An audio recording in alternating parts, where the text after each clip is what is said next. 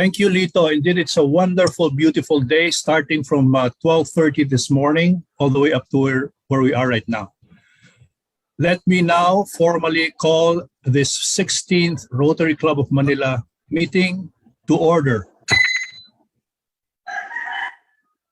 Thank you very much, President Chito. Let us now bow our heads and unite ourselves together in prayer. To lead our invocation and special prayers, may I call on Rotarian Ambassador Vic Garcia. Hear me? Okay. Thank you very much, Lito. Fellow Rotarians and friends of Rotary, let us bow our heads and put ourselves in the presence of our Lord. Almighty and merciful God, we beseech you to bless this august gathering of men of Rotary dedicated to the pursuit of our noble undertaking of rendering service to humanity. As members of the Rotary Club of Manila, the oldest in Asia, we are committed to serve to change lives in keeping with the Rotary theme. Our proceedings take place during these trying times brought about by a horrific pandemic, which has cost many lives and inflicted pain and suffering to many people. Pessimism and uncertainty seem to be everywhere.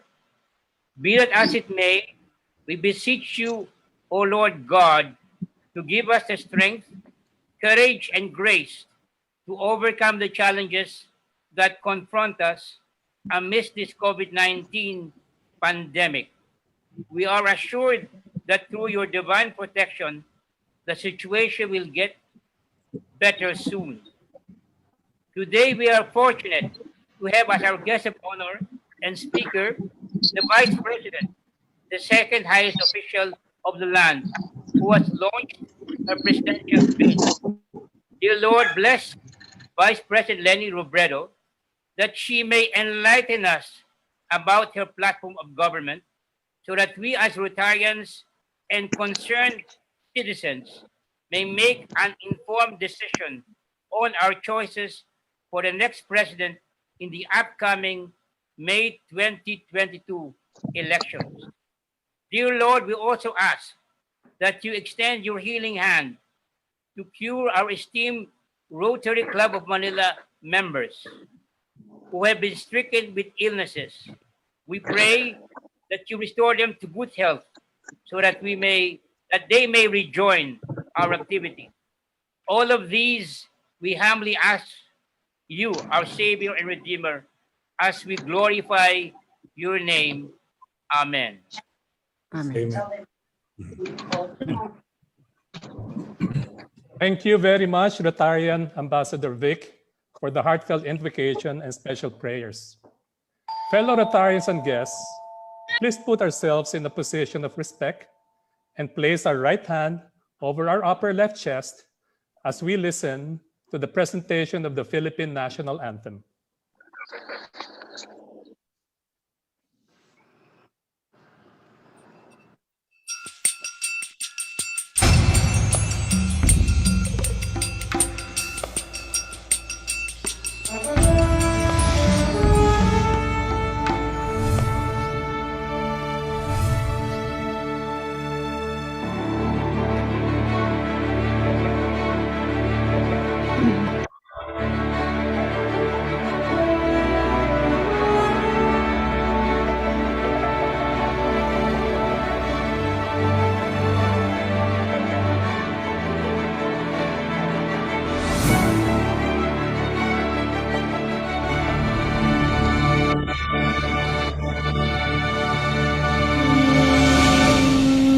Ang pambansang awit ng Pilipinas.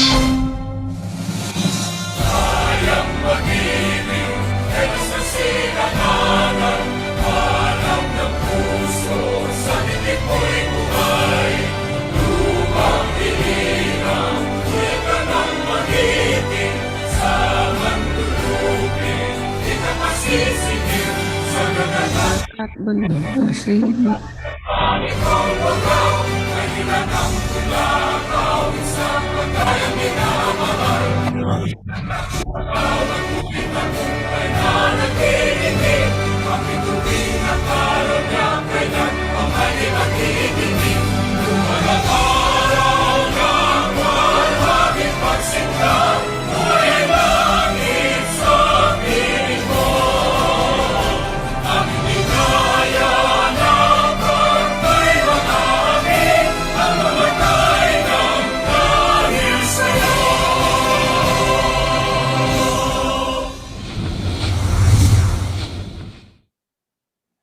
May I now invite my fellow Rotarians to join in the singing of the Rotary Club of Manila hymn, to be led by our very own world-famous music chorale.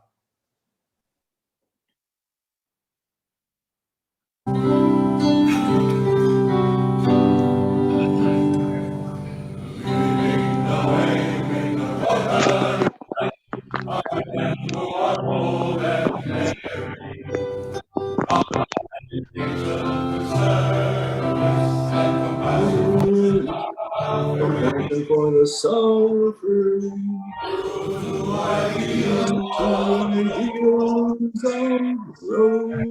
To God and country, serving the people of the land, with helping hand, moving and going through the years, as the first and the largest in Asia. Let's salute the Rotary Club, Rotary Club of Manila, moving and going through the years, as the first and the largest in Asia. Let's salute the Rotary Club. Oh, hey, hey, hey!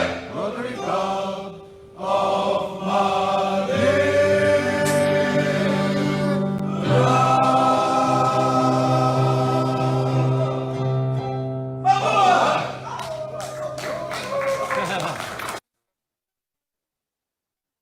So thank you very much, world-famous chorale. We certainly miss our karaoke days. To lead us in the recitation of the four-way test, may I request Star Rotarian Robbie Joseph, and may I also request our fellow Rotarians to join in the recitation. Thank you very much. Let us together recite the four-way test of the things we think, say, or do. First, is it the truth? Is it true? True. Second, is it fair to all concerned? Is it fair to all concerned? Third, will it build goodwill and better friendship? Will it build goodwill and better friendship? Fourth, will it be beneficial to all concerned? Will it be beneficial to concerned?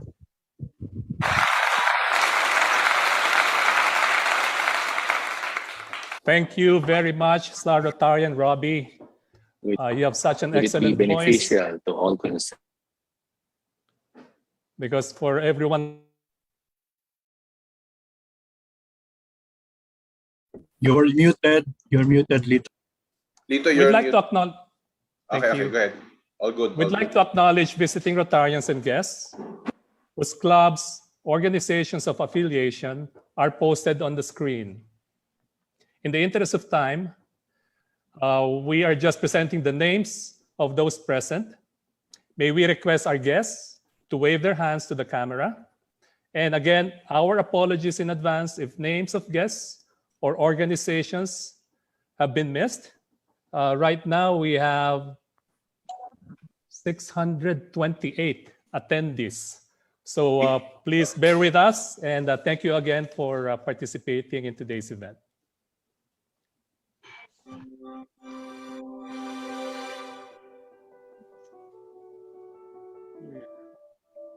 Ganun lang pala ang kwan nila. Ang pag-recognize nila.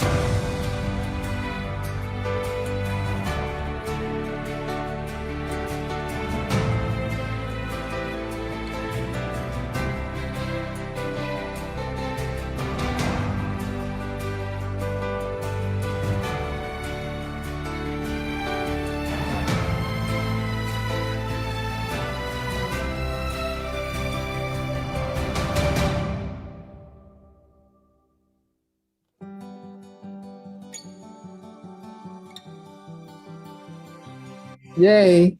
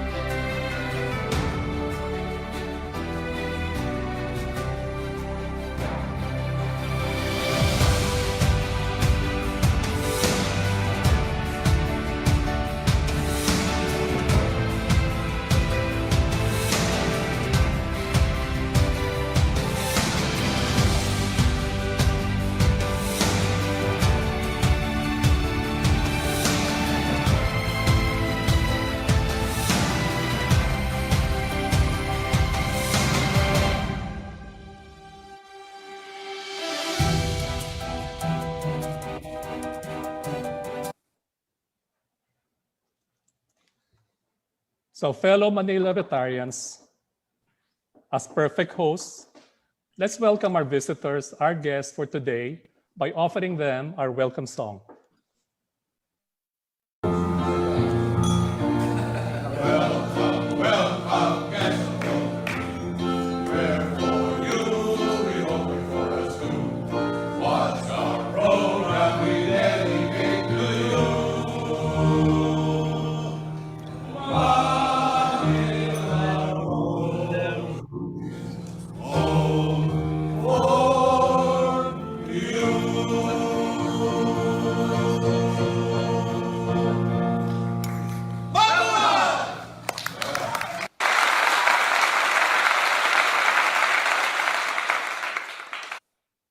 So welcome again to our guests.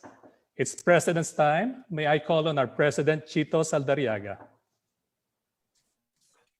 Thank you. Thank you again, Lito. I'm overwhelmed by the number of VVIPs that we have right now, as we're still awaiting for the arrival of our honored guests. I would like to share a few thoughts. Okay, as we stated earlier, it's indeed a really fantastic day. We started with witnessing the message of our own Jackie Rodriguez during the Washington, D.C. meeting, where he declared the importance of tree planting and tree propagation, not just in Washington, D.C., but in the entire globe. And we're very excited to get that thing up and about. Today, ladies and gentlemen, is indeed a red letter day. We are joined by so many friends, guests from various sectors of diverse representations. It's uncanny how our theme for this Rotary year, Serve to Change Lives, dovetails with the life of our guest speaker, whose destiny is etched with doing just that, serving to change lives. One has merely to look at the events that has led to her colorful rise to this position of national import. Her late husband, the legendary Jesse Robredo, was on the radar to do greater things until his untimely demise several years ago. VP Leni's impressive and consistent performance became a catalyst and basis towards her path of destiny. Today, despite her not-so-friendly boss that she has to contend with, her track record manifests clearly that she has indeed been serving and changing lives. That is her destiny. Destiny. So many have attempted to define this aspect of our lives. Merriam-Webster defined it defines it as a predetermined course of events often leads to an irresistible power or agency. And here are some quotes on destiny. William Shakespeare said, "It is not in the stars to hold our destiny, but in ourselves." Robert Marley said, "One love, one heart, one destiny." Steve Maraboli says, "Letting go means to come to the realization that some people are a part of your history, but not part of your destiny." Parang John Lennon says, "There's nowhere you can be that isn't where you are meant to be." Ralph Waldo Emerson says, "The only person you are destined to become is the person you decide to be," and so on and so forth. Gautama Buddha says, "No one saves us but ourselves. No one can and no way may. We ourselves must walk the path." What I noticed about most of these perspectives are they're all introspect and very individualistic. So it invariably puts extreme pressure on a person to be solely responsible for his own destiny. "I did it my way," sabi nga ni Old Blue Eyes, who put it so melodically. So in my continued search, I finally came across Narratives of Destiny, which for me matches reality spot on. A definition that personally gave me a good deal of comfort. The good book, the Bible, has this to say. And let me quote Ephesians 3:20. "Never doubt God's mighty power to work in you and accomplish all this. He will achieve infinitely more than your greatest request, your most unbelievable dreams, and exceed your wildest imagination. He will outdo them all, for his miraculous power constantly energizes you." And this one, I don't know if our guest of honor is here already. This is bagay for her. Psalm 31:15 says, "My life, my every moment, my destiny, it's all in your hands. So I know you can deliver me from those who persecute me relentlessly." So much comfort and excitement from these infallible truths. I believe our guest speaker today has her destiny lined up for her according to the power who has ordained what has, what is, and what is about to come. I believe we're about to witness a more exciting and life-changing chapter in her life. And should this happen the way it should, the destiny of every Filipino will align itself accordingly as well. So my dear Rotary Club of Manila brothers, dear guests and friends, let us listen carefully and draw inspiration from this amazing woman whose destiny has been and will hopefully continue to be serve to change lives. As we, the Filipino people, with all have our share of changed lives as well. Mabuhay po kayo, Ma'am Leni. May God bless you indeed and ordain His destiny for you. I thank everyone here who is joining us in this milestone meeting. Mabuhay po tayong lahat. Thank you very much. Back to you, Lito. Dito, Yes. Vice President Robredo is with us already. Walked in. Okay. May I So thank request you. everybody to mute? Welcome, Madam Vice President, on behalf of all the members of Rotary Club of Manila and all our guests and speakers. We welcome you po. Thank you for gracing us. Let's give her a big hand, everybody.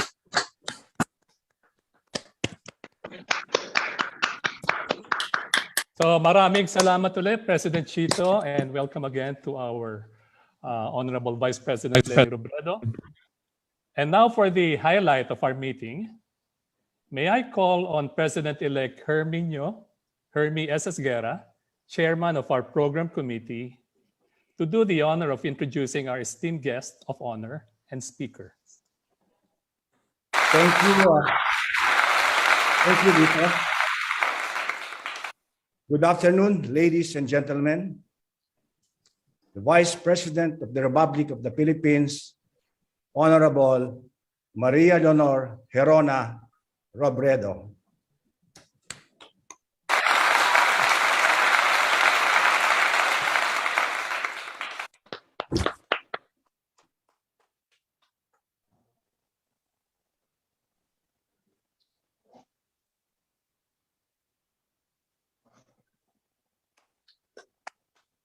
Good afternoon, everyone. Thank you very much. Thank you very much for once again inviting me to join you as you come together today for your membership meeting. I can still remember the last time we were together physically back in January of 2020 for your weekly luncheon meeting at the New World Makati. Right. Back then, no one could have imagined our present situation.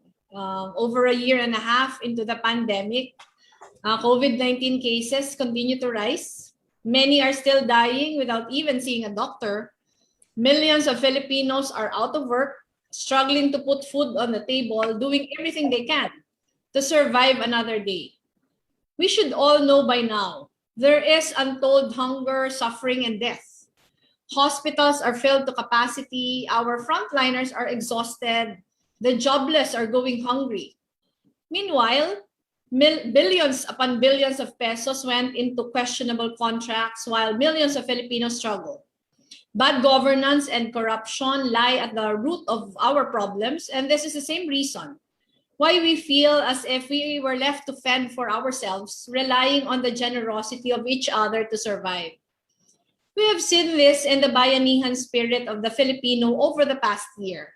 Solidarity has paved the way forward, whether it's banding together with a group of friends to raise funds for a sack of rice, setting up community pantries, or putting up their own donation drives to give aid to typhoon victims and those who have been affected by the pandemic. You at the Rotary Club also see the spirit firsthand. Because I know that you remained active in your communities during the pandemic, the OVP, we are very fortunate to have worked with various Rotary clubs even before the pandemic. And in every instance, you showed your commitment and determination to be agents of change. Because of our partnerships in Angat Buhay, we have put up dormitories in the farthest communities of Bukidnon and Negros Occidental. So students do not have to walk very far just to go to school. With your help, we were also able to provide relief assistance to victims of calamities such as the Taal eruption and the Itbayat earthquake in Batanes, as well as those who need sources of livelihood in Marawi. At the OVP, we have also witnessed the power of collaboration and volunteerism as we shifted our focus to our COVID-19 initiatives. By the time ECQ was declared in Metro Manila in March of 2020, our COVID-19 response operations were already in place. We were then already providing PPE sets for medical frontliners in many hospitals through the selflessness of volunteers and partners. When we faced a shortage of PPEs because we were competing with the rest of the world, we tapped local dressmakers and community-based sewers to produce more affordable ones, and we partnered with doctors to make sure they are safe. When ECQ was declared, the entire public transport system was paralyzed. So with the help of private partners, we provided shuttle buses and temporary shelters for our health workers, which started the following morning. We applied 8 routes in Metro Manila and served 220,000 passengers. When we were doing the shuttle service, we learned from the frontliners themselves that they need dormitories so they can stay temporarily, where they can stay temporarily. So that the same week, we opened free dorms for our frontliners in Metro Manila, again with the help of private partners. We were able to open 12 dormitories, which catered to 498 frontliners. We also built temporary shelters for medical frontliners inside the Lung Center of the Philippines, NKTI, the Quezon Memorial Medical Center, which we call the Oasis Project. Some of the shelters were also used as triage facilities in other hospitals. When COVID-19 cases surged in Cebu, we did not hesitate to replicate our programs there through our Bayanihan Subuanon initiative. We were able to do bus and ferry shuttle services. Our ferry service was from Olango Island to Lapu-Lapu, which catered to 11,768 frontliners. We also opened 9 free dormitories, which catered to more than 200 frontliners in Cebu. We still regularly distribute food to communities in need to this day, and we source a large part of it from local farmers. In partnership with the local governments of Quezon City, Pasig, Muntinlupa, and Zamboanga City, we also rolled out community marts, a digital palengke delivery service that aims to help market vendors and tricycle drivers improve their income during ECQ. Our total sales for our community marts reached 30.5 million pesos. As we addressed one gap, we discovered others and moved to fill them.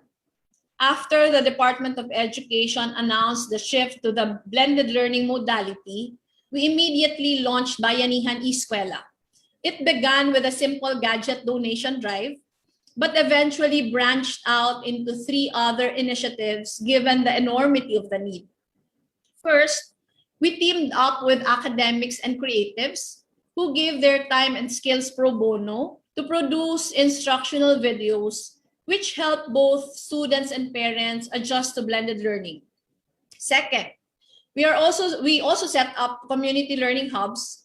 These are safe spaces that follow health protocols with volunteer tutors, learning tools and supplies, an internet connection for children who do not have gadgets of their own or might find it hard to adjust to distance learning at home. At present, we are catering to over 4,000 students in our 58 community learning hubs nationwide. And third, we are also conducting more intensive teacher training initiatives with the help of private partners. We also reached out to those who were recently unemployed because of the pandemic. We launched sikap.ph. It is an online jobs matching platform for blue-collar workers, where we partnered with 394 employers and posted 29,364 job vacancies on our site. We also launched iskaparate.com to help small business owners gain an online presence. With the help of USAID and Philippine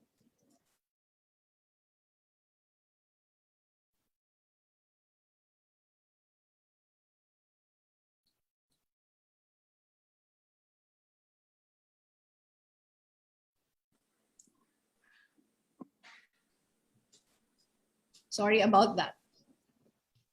Okay lang, ma'am. Okay lang. It's okay. With the help of USAID and Philippine Business for Education, we are also opening doors for out-of-school youth through training programs. Recently, we launched a social entrepreneurship program with De La Salle University and ING, and another program called Upskills Training Program, also with ING and Dual Tech. Following the recent surge in COVID cases in NCR, we launched our free telemedicine platform called Bayanihan eConsulta. Since we launched last April 7, we have received a total of 74,379 requests already. And to accommodate this, we are doing free teleconsultation with the help of 1,288 volunteer doctors and 4,185 volunteer call bridging agents. Aside from this, we have been providing COVID care kits, mobile laboratory, and other services to those who need it. We also launched our swab cab mass testing drive to help test and trace more people who are either getting sick, have been exposed to someone who tested positive, or live in identified high transmission areas. We rolled out Vaccine Express in different LGUs to help speed up vaccine deployment. We have already brought this to Manila, Quezon City, Pasig, Naga, Iriga, San Pedro in Laguna, San Fernando, and Magalang in Pampanga, Capas, Tarlac. This weekend, we will bring Vaccine Express to Cagayan de Oro City. All these efforts were made possible only through the selflessness of volunteers and partners. Because Filipinos from all walks of life, from big companies to ordinary citizens, came together, helped out, and did what they can. We were able to accomplish a lot of things. because collaboration served as the lifeblood of many of our initiatives, because we harnessed the bayanihan spirit of our people, and because we became the center of gravity of many private interventions. It is very clear to us. These collaborations, these partnerships can only be sustained if trust is abundant. This is why we at the OVP worked hard in professionalizing our ranks and fixing the bureaucracy to ensure that we earn the trust of the public. In my first year in office, we already worked to get an ISO certification, which we achieved in 2017, a year after I took office, and has been recertified every year since then. We also focused on transparency, accountability, and prudent use of funds to achieve the unqualified opinion or the highest audit rating from the Commission on Audit, which we have been getting for 3 years in a row now. Trust is the currency of governance, and we earn the trust when we act with integrity, with transparency, with compassion, and most of all with empathy. This is the kind of response that we desperately need today, not only to survive COVID-19, but to forge a truly better normal after it. And this is made possible by a leadership that empowers, nurtures, and listens, that harmonizes and collaborates, that transforms good intentions towards concrete action, that unites people towards a singular vision. I know that this is the same spirit that animates you at the Rotary Club of Manila. The task for you now is to keep engaging, keep widening and strengthening your networks, never tire in fighting for your advocacies, deepen your connections with one another, and engage further in your communities. Be creative, be resourceful in seeking solutions. If we are able to solve one problem, let us move further. Find more gaps and let's fill them, and inspire others to do the same. The challenges we face today are enormous, but the opportunities likewise abound. Opportunities to engage each other in forging a society that is fairer and kinder, that is more humane, more inclusive, that recognizes the dignity, especially of the most vulnerable among us. So let us rise as one human family, bound not only by this crisis, but more importantly, by our collective aspirations and a collective resolve to achieve this. With the spirit of bayanihan guiding our every action, as long as we come together in the spirit of compassion, empathy, community, and love, I have no doubt that we shall overcome. Thank you very much and keep safe.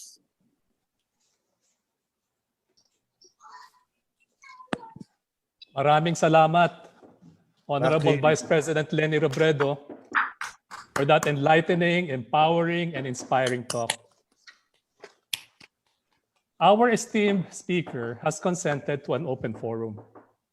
May I present the members of our panel of Q&A facilitators, composed of past District Governor Obet Pagnanganan, Director-elect Rafi Alunan, and Director-elect Tony Lopez. They will be presenting the questions we have gathered. Questions have been allied to avoid repetition. Questions posted in the chat box will be submitted to the panel of Q&A facilitators and will be asked if we still have time. We've also avoided questions answerable via VP Leni's website. In terms of sequence, we'll start with Governor Obet, followed by elect Rafi, and then Director-elect Tony. And then we start all over again. So now, may I turn over the virtual floor to our first questionnaire, PDG Gov Obet. Thank you very much, Tito. Good morning, and thank you very much. Congratulations to the Vice President for that very good speech. And thank you for this opportunity to articulate questions from the more than 900 participants as of now and growing.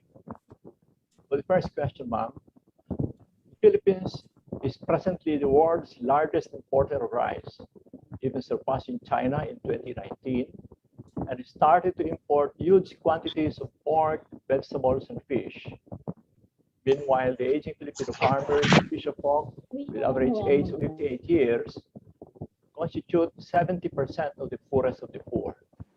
If you're elected president, how would your administration rectify this situation and attain food security for our country, ma'am?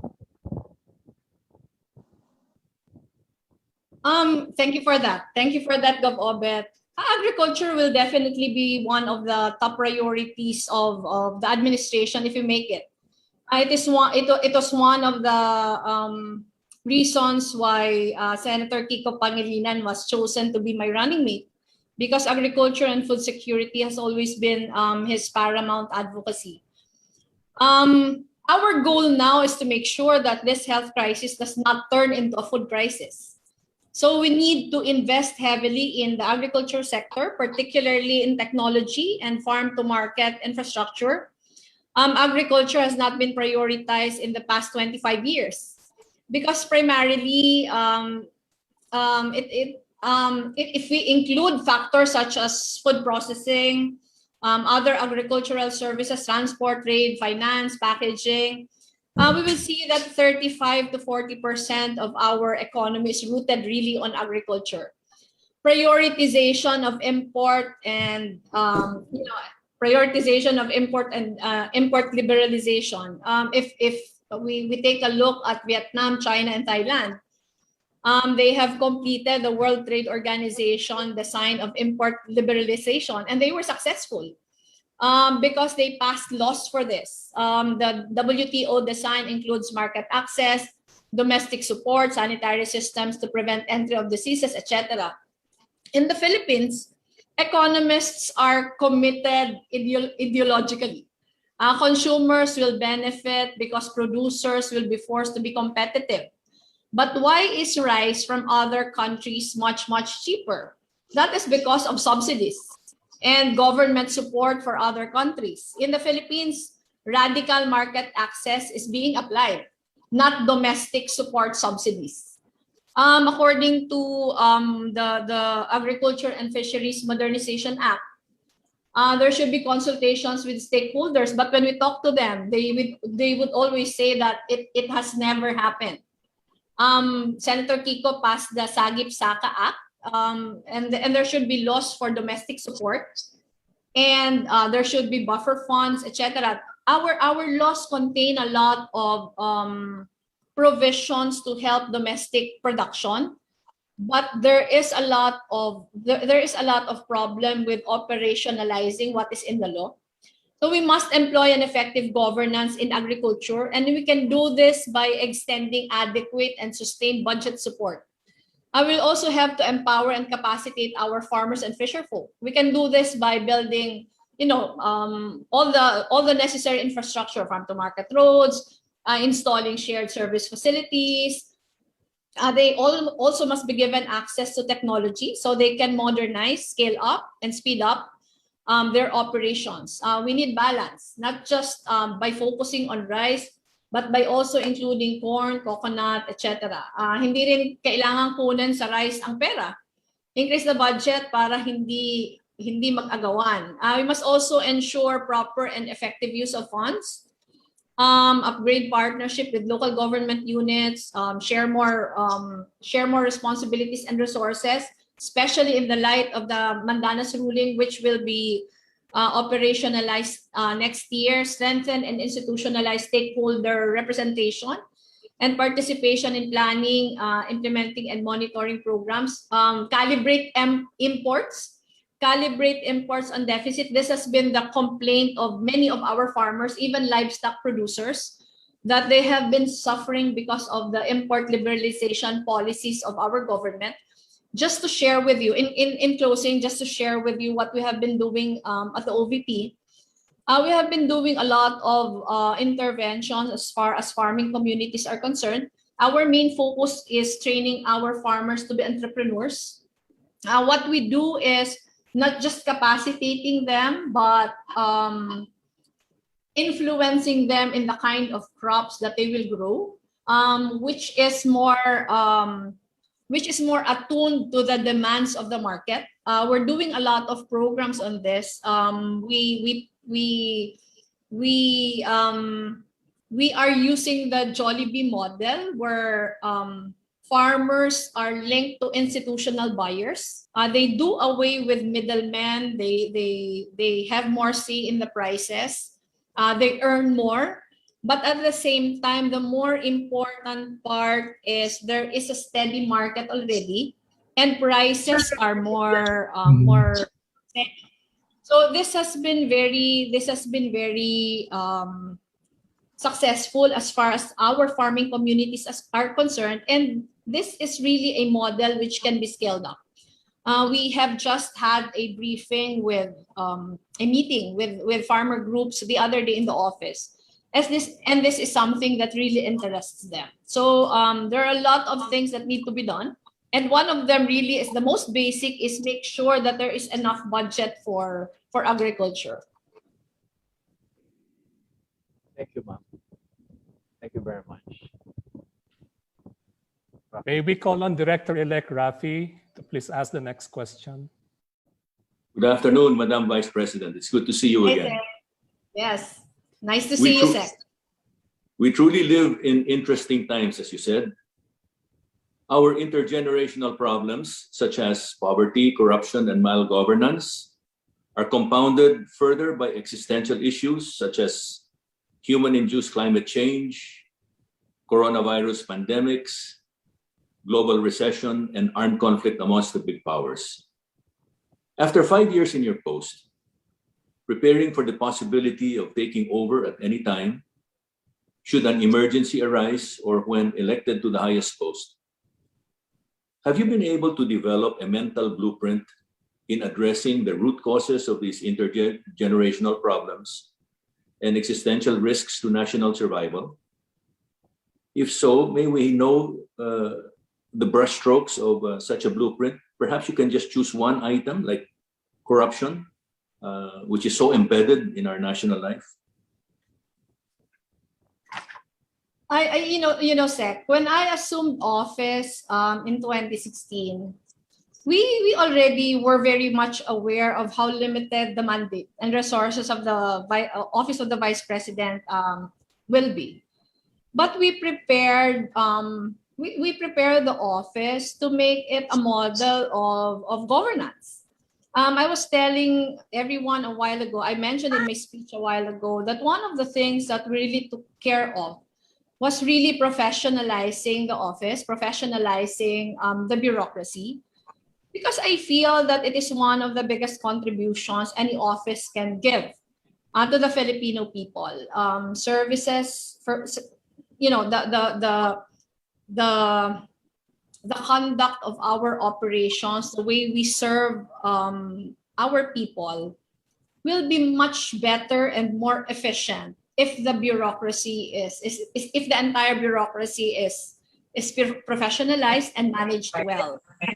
But as far as corruption is concerned, there are really three things that are most important. One of them is accountability. And when I say accountability, it is not enough for public servants to be clean. It is not enough to say that this particular public servant is not corrupt, but it is very important to make sure that there are systems in place to force public servants not to be corrupt. And when we say accountability, there are many different ways on how to ensure that public officials are accountable. The next is transparency. When I was a member of Congress, many of the bills which I filed were really to ensure that there is a very transparent way of being accountable. And again, there are several measures that can be institutionalized to do that. The freedom of information, for one. I filed a full disclosure bill where public offices should be required to post everything on how they are using public funds. The reason why we work very hard in making sure that we would get from year to year an qualified COA opinion is to show everyone that we have been very serious in making sure that we have been very prudent in the way we spend public funds, no matter how small our budget is. The third sec is accountability, transparency, and the third is really people empowerment. I believe that people empowerment should be institutionalized, and I'm saying this from the experience that we've had with my husband in NAGA. The concept of direct people participation in governance has been very, very successful in NAGA.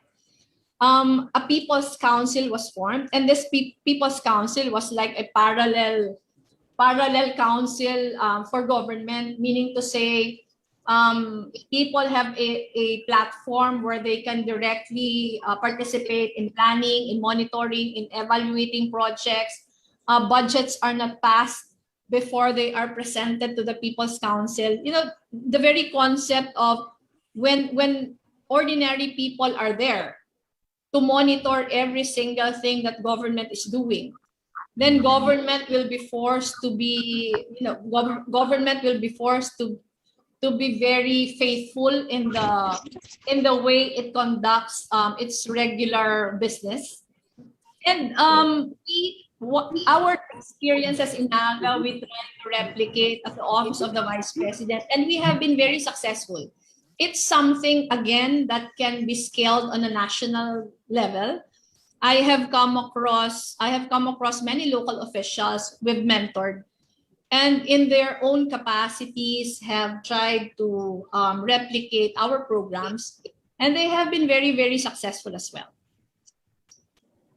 Thank you very much, Madam Vice President. It's so refreshing to hear that from you. Thank you, Sec. May we now call on Director-elect Tony Lopez. Good afternoon, Madam Vice President and President-to-be. Can you cite some fundamentals and demographics that convince you that you will win the presidency? Lopez, naging battery tayo sa USD. Alos kasabay ko yan. Actually, sa computer. Can we mute the others, please, Madam President, before you answer? You'll have to unmute yourself, ma'am. You'll have to unmute yourself.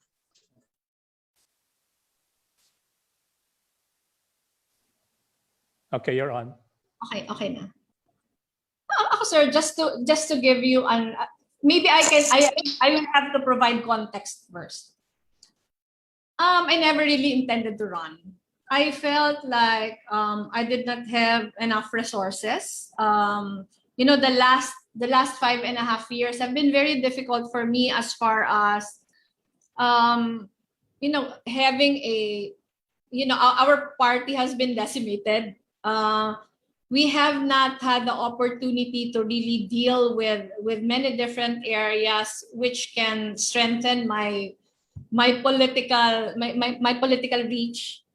I was very practical. I had wanted to go back to my province to run for a local post. So I was not really planning on running for the presidency. If you look at my numbers, they are not very encouraging. And we expected that. I have been at the receiving end of a lot of disinformation, a lot of fake news.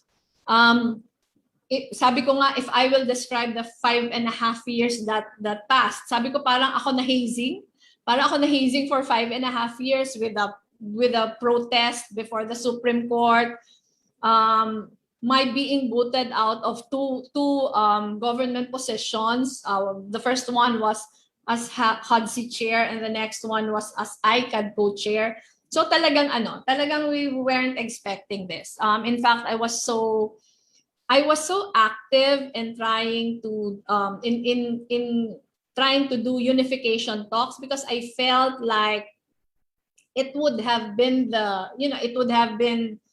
the best opportunity, the best solution for anti-administration forces to have a fighting chance in this in these elections. Pero I've been to a lot of unification talks. I had non-negotiables. There were just a few things that I wanted to know before I decide on supporting a particular candidate. And when the unification talks collapsed, in fact, I was even on the verge of just weighing which of those contenders would be, would make the most sense for me to support. But then, because my non-negotiables were still there, at the last minute, I decided to run.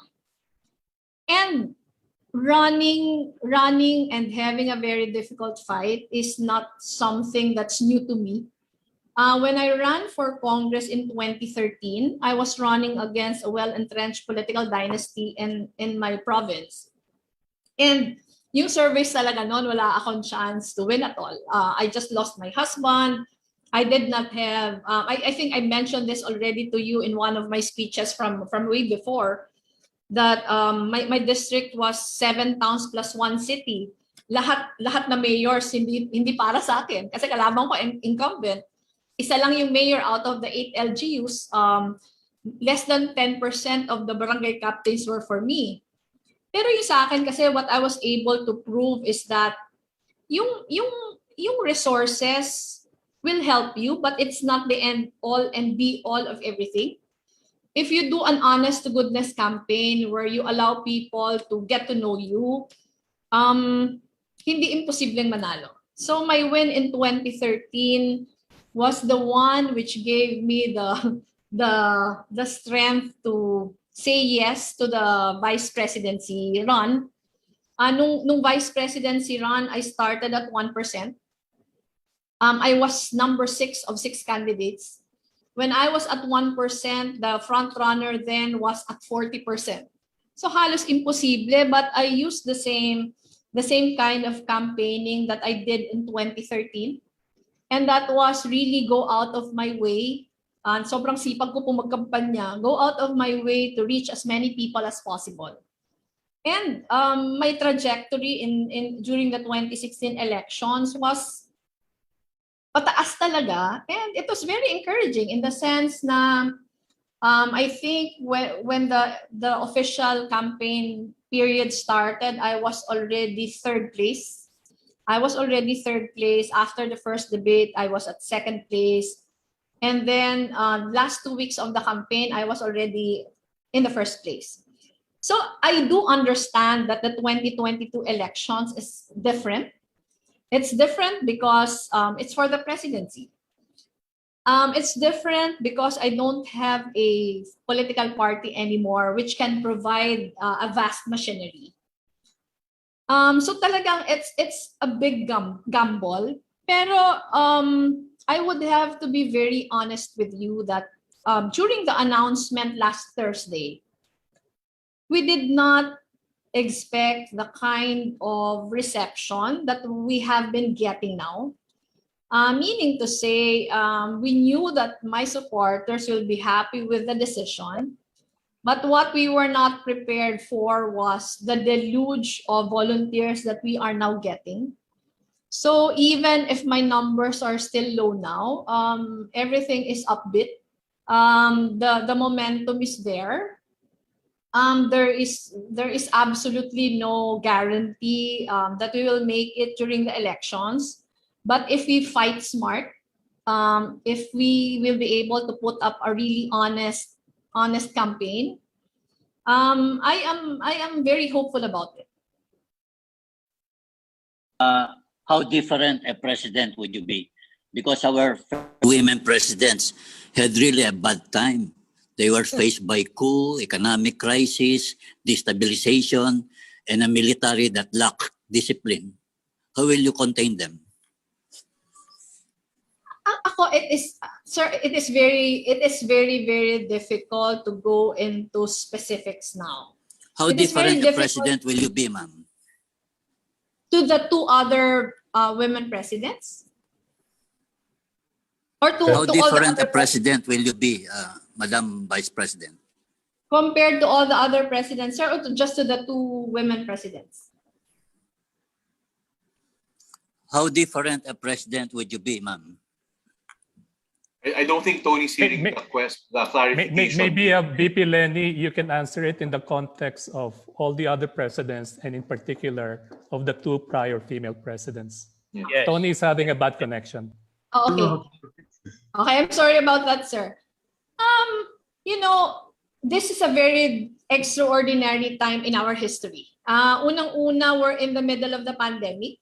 So my presidency will be very different from the previous presidencies in the sense that I will be assuming the office in the middle of a terrible crisis that we are in. So the focus of everything will be really controlling the disease. All the it will be a whole of government approach. One of the things that we will look into is how the budget can be realigned to make it more pandemic focused. That is one. Number two, I will be giving a lot of effort into fixing the bureaucracy and strengthening the institutions. As I have said, this is a very different time in the history of our country. In a sense, it's like 1986. In a sense, it's like 1986 that there are a lot of institutions to be fixed. The last 5.5 years have seen we have seen a weakening of institutions. So a lot of it will be, a lot of focus will be on that. A lot of focus will be on governance. A lot of focus will be on fixing the kind of politics that we have. I see a fixing of the strengthening of our electoral laws. I will be doing a lot of effort into making sure that all the systems that will make corruption very difficult will be at hand. A lot of focus will be poured into making sure that whatever little budget, whatever little money we have, will be judiciously and prudently used for what we need now. As far as in relation to the other two women presidents, I feel that decisiveness does not have anything to do with gender. For me, government, an efficient government is a government that gets the job done. And that is exactly what we have shown at the OVP. What we are set to do. We have seen decisiveness from many women leaders all over the world as they take the lead in the front lines against this pandemic. We see very effective women leaders in New Zealand.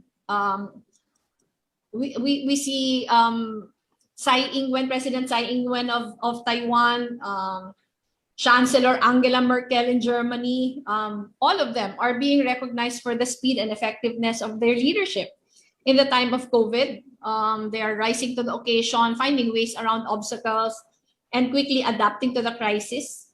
They are finding ways to implement policies and communicate vital information about the virus.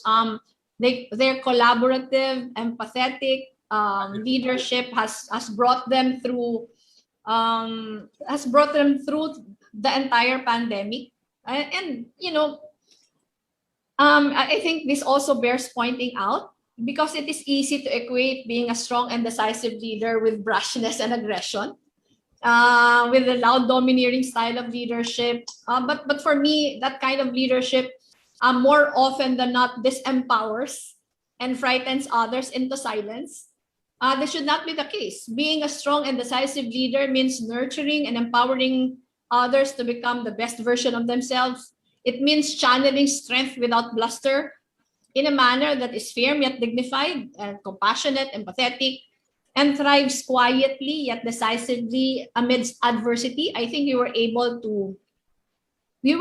to showcase that the 5.5 years that I was vice president. Thank you, VP Leni. Our next questionnaire is Governor Obet. And by the way, we have reached 1,000 in the Oh my audience. God. For those who have friends who want to join, we've posted the Facebook link in the chat box. Okay, so over to you, Governor Obet. Thank you very much, Tito. We're exceeding 1,000, but hindi na kaya. Thank you very much, ma'am. We're talking about the number of crises that are being confronted with the country today. Now, this is a question from a number of these participants. Some sectors have floated the idea, the alleged trillion peso family anomaly, the looming case with the International Court of Justice, the worsening poverty and high unemployment arising from the anemic response to the COVID pandemic may push the president to consider declaring martial law in the country. Have you considered this scenario, and how do you respond to this if it happens to the president, vice president? Gov Obet, I did not get the entire question because the audio was choppy, but I did get some of them. So if repeat. Okay, some sectors have floated the idea that the alleged trillion peso family anomaly, the looming case with the International Court of Justice, the worsening poverty and high unemployment rates arising from anemic response to the COVID pandemic may push the president to consider declaring martial law in the country. Have you considered this scenario, and how would you respond if this happens? Okay. Pwede ba rito? Sino ba talaga nakareserve dito? Gov Obet, I am not considering it at all. I don't think there's any need for it. The Farmally scandal has been very frustrating because the alleged corruption is happening in the middle of the gravest health crisis of our time. But you know, any kind of corruption at any stage is unforgivable, especially because we are in the middle of the pandemic. And you know, we always hear government officials say that we do not have enough money, only to find out that there are irregularities such as this. In our minds, how could Farmally get all these contracts without colluding with ranking government officials? I think it's a fair question to be asked by the public. And I hope that the ongoing investigation gets to the bottom of this. You know, the people deserve clean, honest, and accountable governments, most especially in times of crisis. But you know, Gov Obet, I don't think there's any need for martial law. If there is a need to if there is a need to declare anything, it's really health and education crisis. There is no need for martial law to reign because we have enough, laws that we can use to help us get through this crisis. If only government was more efficient, if only government was more accountable.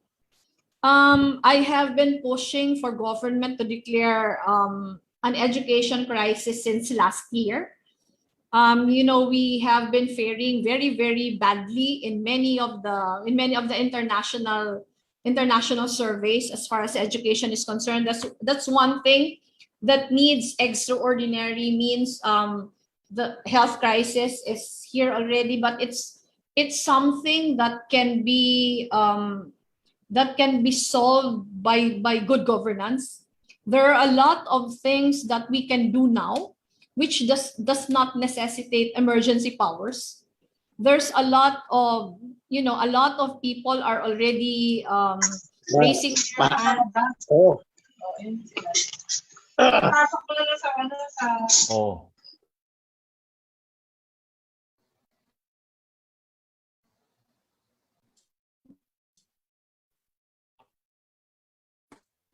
Okay, unmute, Ma'am Vice President. Yeah.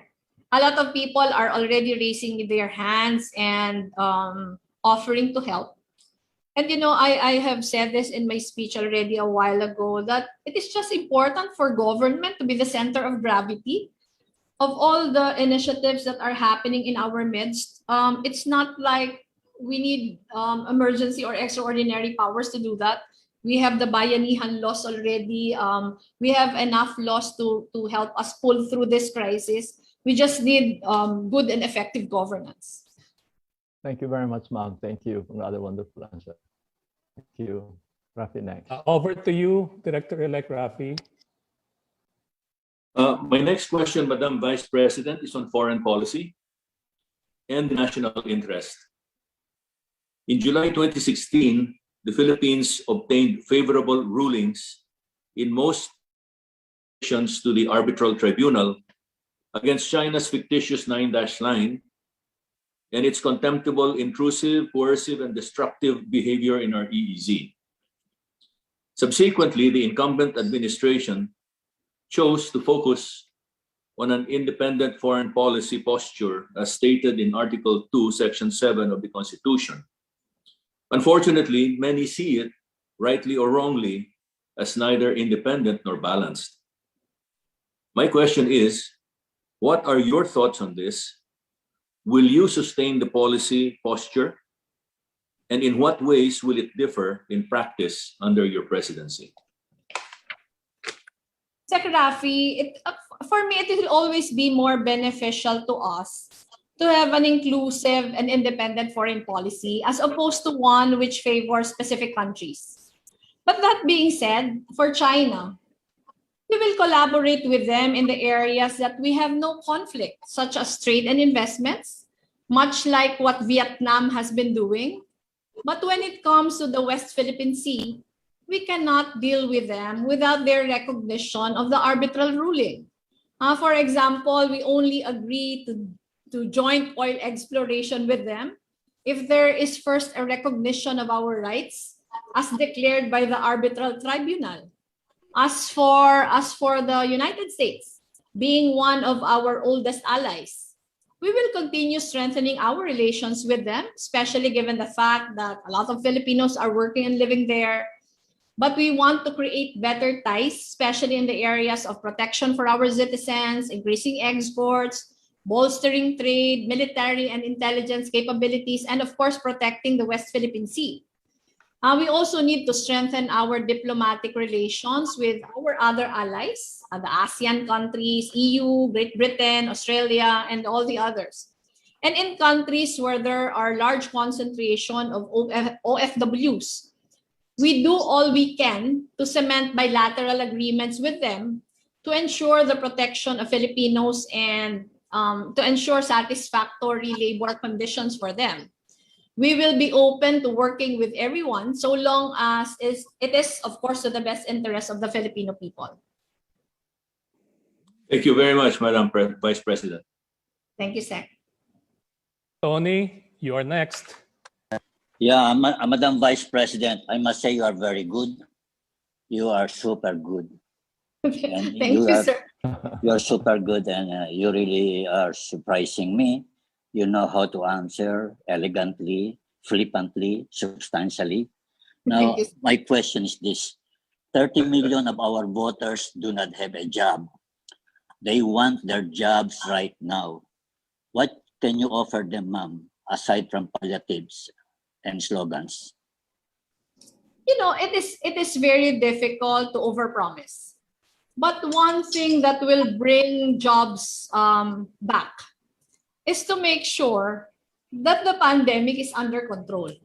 I have never subscribed to the false dichotomy of health versus the economy. For me, for us to be able to open our economy again, we have to control the virus first. We have to control the transmission first. It will be very difficult to say that, you know, I know that we have to live with the virus, but it is a different thing to live with them and not controlling them. So that will be the first. The first really is how can we effectively control the virus so that we can successfully open the economy already. The second thing is confidence. You know, even before the pandemic happened, we already had problems with foreign direct investments. We were already failing in that particular aspect. And confidence is one of the reasons why we're not doing very well as far as attracting foreign investments are concerned. And there is a lot to be desired as far as, gaining the confidence back. So that foreign direct investments will once again flourish. Will once again flourish in the country. That's as far as bringing in investments. As far as our local economy is concerned, we all know for a fact that a large swath of our businesses are MSMEs. A lot of them closed shop during the pandemic, and that is equivalent to a lot of jobs lost. So one of the things I've been pushing since last year was not just offering low interest loans to our MSMEs, but really providing for a stimulus package for them, meaning to say conditional grants for our MSMEs so that they will be in a better position to open up again, provide jobs for those who became unemployed during the pandemic. But everything else is policy and how government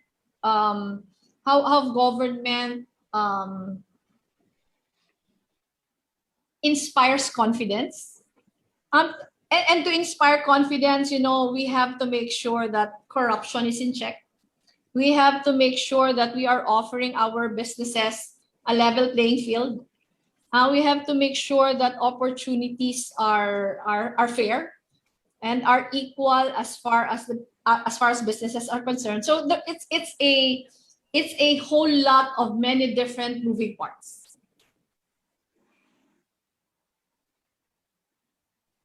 Thank you, but you don't cite numbers of how many jobs you are going to create in the first 6 months, ma'am.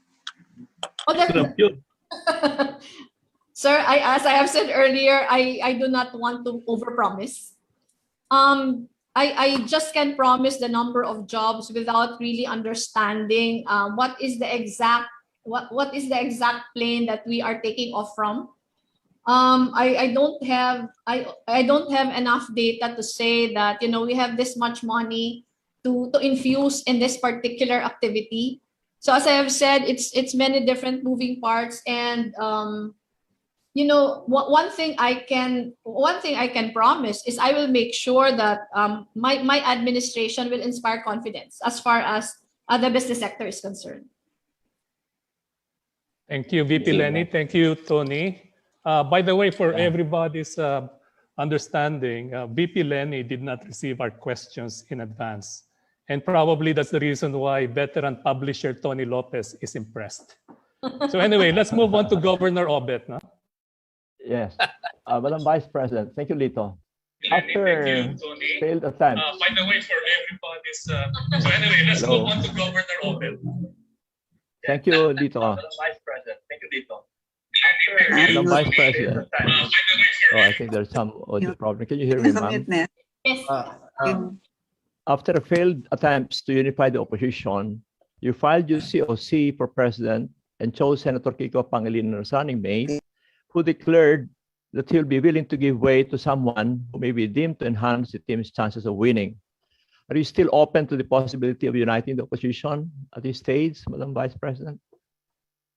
I will be very candid with you, Governor Obet. From August until September, that is all I ever did.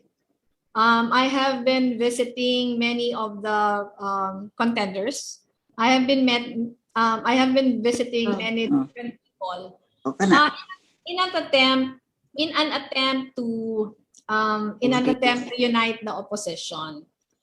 But I mentioned this earlier already that in those conversations, there was an acceptance that a lot of my non-negotiables would not be answered.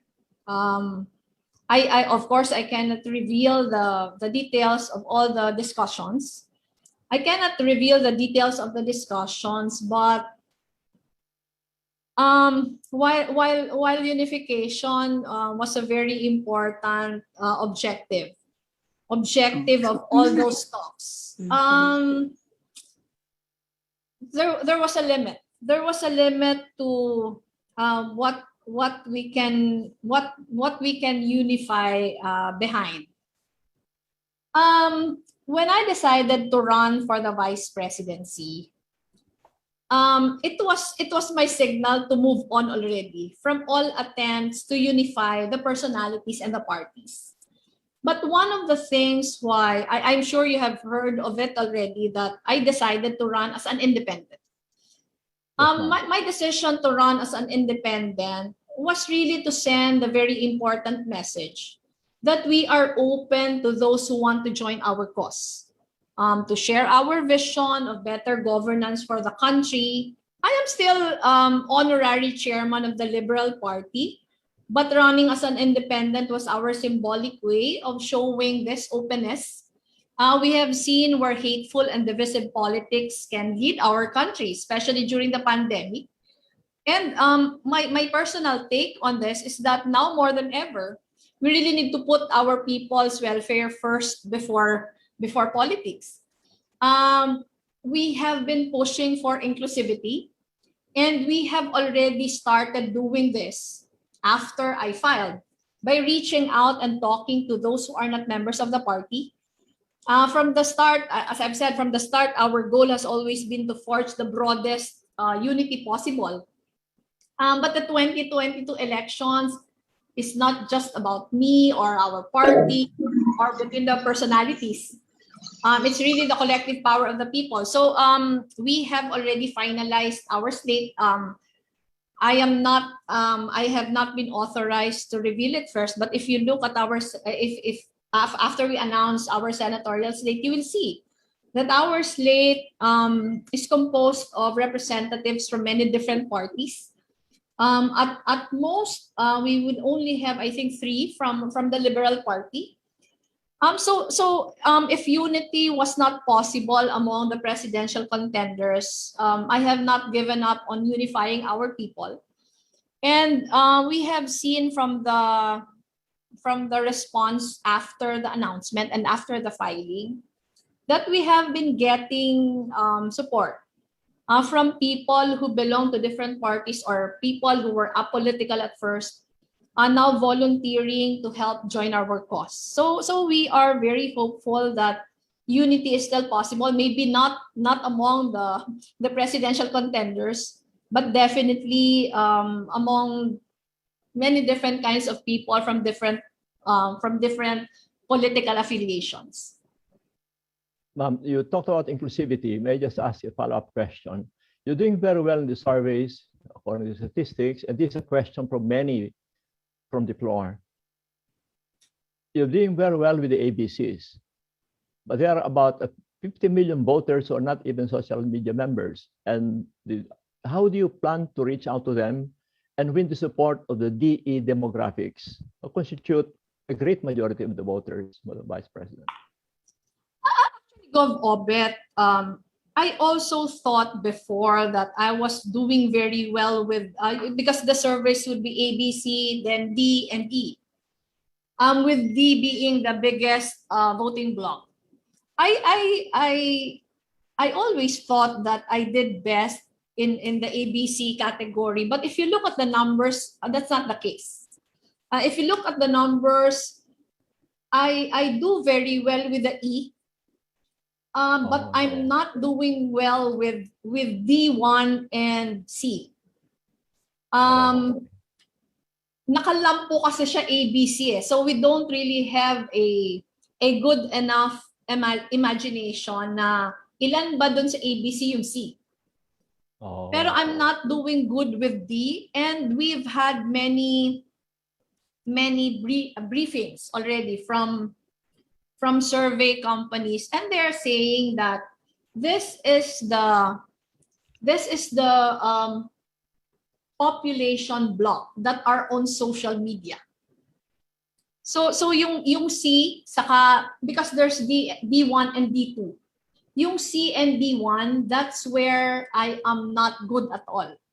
My numbers are very, very low dun sa C and D1. And yung sa amin, yung ina-explain sa amin, yun yung middle class. Yun yung middle class na are on social media. So the interpretation is that the propaganda against me over the past 5.5 years have been very successful. That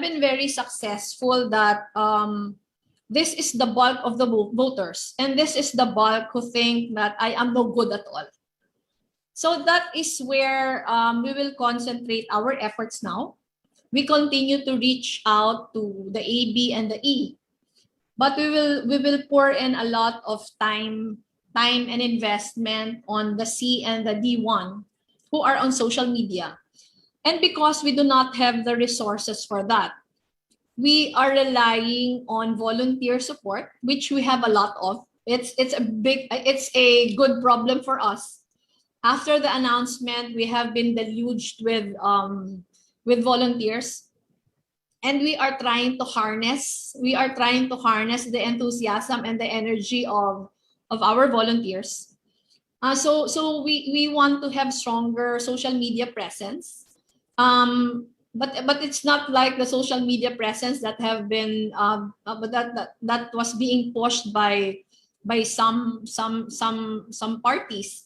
But we want this to be a truth-telling kind of campaign, just to break all the disinformation and the propaganda that has proliferated in social media since the elections of 2016. So it's one of the things that we're looking at very, very seriously.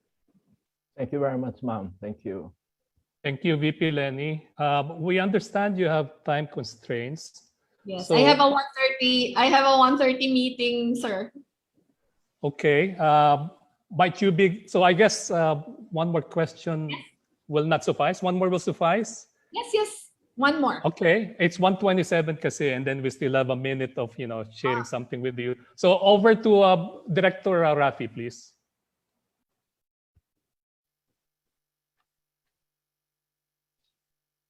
Unmute yourself, Rafi.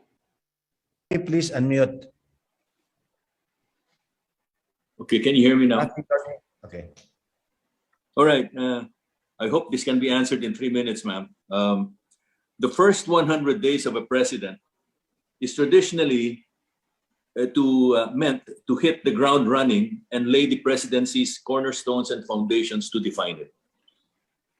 Based on what you've learned through the years in statecraft, from keen observation and actual experience, what can the Filipino people expect from you in your first 100 days in office?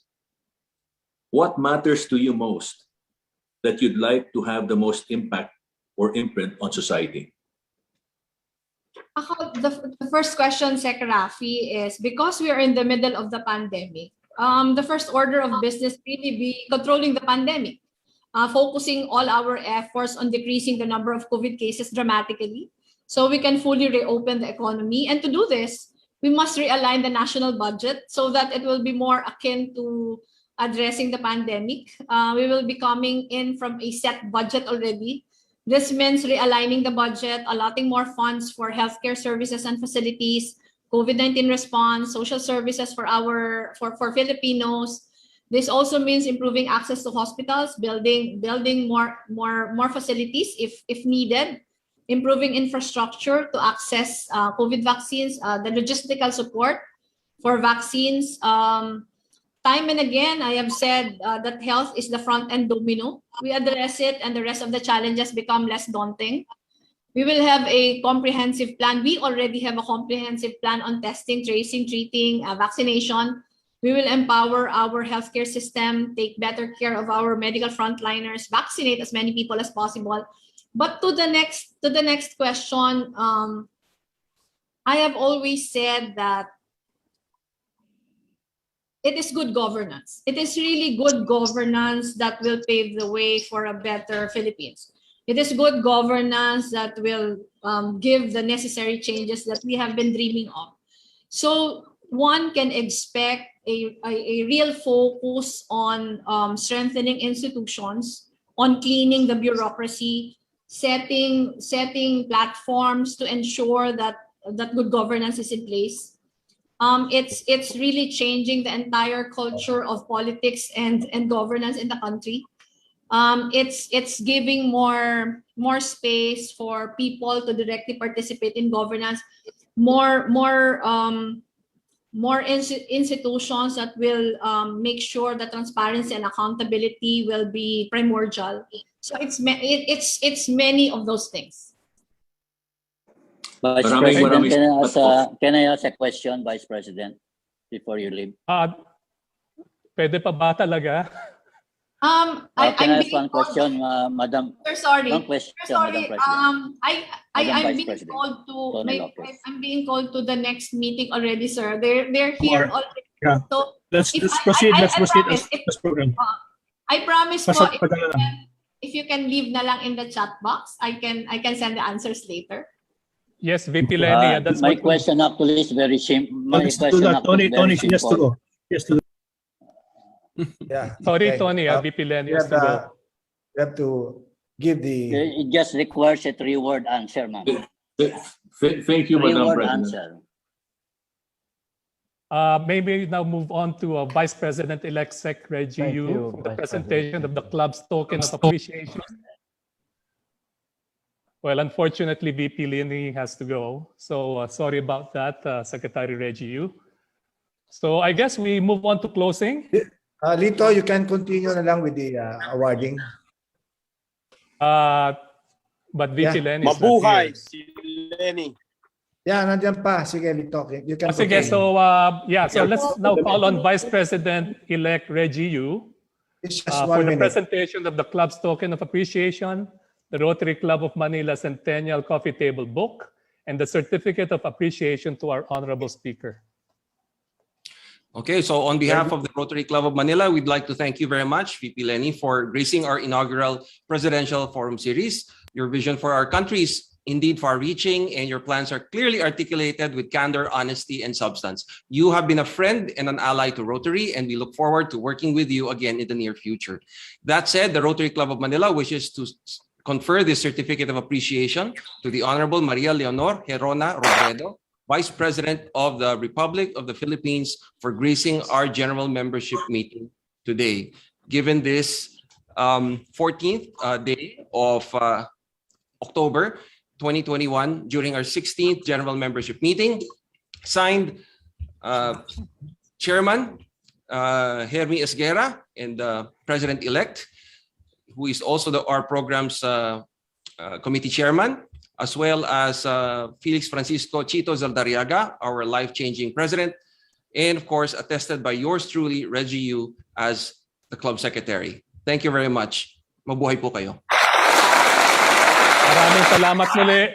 Thank you very much. Okay. Thank you, VP Leni. Thank you. Thank you, ma'am. Thank you very much. So much, So may we ask you, ma'am. Thank you, VP Leni. Thank you po. Bless you, ma'am, to remain. Thank you. Thank you, VP Leni. Thank you, 199 say goodbye. Thank you, VP Leni. Thank you, RC Manila. Thank you, So VP Leni. VP Leni has left, so may we move on to the program for his closing remarks and meeting adjournment. May I call on our President Chito Zaldariaga?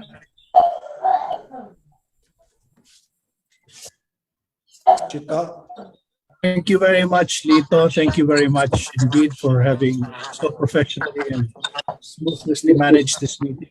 Thank you to all our guests who have attended, our friends, our family members. Ang ganda-ganda na sinulat kong exit speech ni VP. Hindi na ito, padadala ko na lang. Anyway, we really, really wish her the best. As I was gonna say, she is a woman of destiny, and we hope that God accordingly